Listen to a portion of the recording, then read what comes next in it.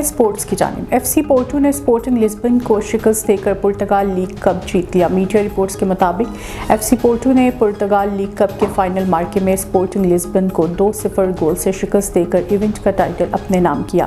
فاتح ٹیم کی جانب سے کھیل کے 13ویں منٹ میں کینیڈین مڈ فیلڈر اسٹیفن سٹاسکیو نے پہلا گول سکور کر کے اپنی ٹیم کو برتری دلائی۔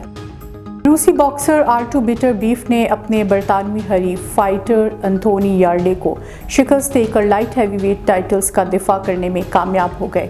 میڈیا رپورٹس کے مطابق آرٹو بیٹر بیف نے World Boxing Council, World Boxing Organization WB اور انٹرنیشنل باکسنگ فیڈریشن کے خلاف لائٹ ہیوی ویٹ ٹائٹلز کا کامیابی سے دفاع کر لیا۔ ہفتے کے روز لندن کے ویمبلے ایرینا میں ہونے والا مقابلہ 38 سالہ بیٹر بیف نے اپنی 19ویں فتح کے ساتھ 8ویں راؤنڈ میں ناک ڈاؤن کے ساتھ ختم کیا۔ فتح کے بعد بیٹریف کا کہنا تھا کہ ہر لڑائی مختلف ہوتی ہے، میں کسی کو مارنے کے لیے نہیں بلکہ جیتنے کے لیے لڑتا ہوں۔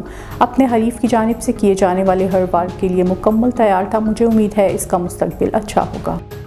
دوسری ونٹر سپورٹس ٹورزم کانفرنس اسلام آباد میں اختتام پذیر ہو گئی۔ کانفرنس میں شراکت داروں جن میں وفاقی صوبائی علاقائی حکومتیں اور کھیلوں اور سیاحت کی صنعت سے تعلق رکھنے والے اداروں نے آن لائن اور ذاتی طور پر شرکت کی۔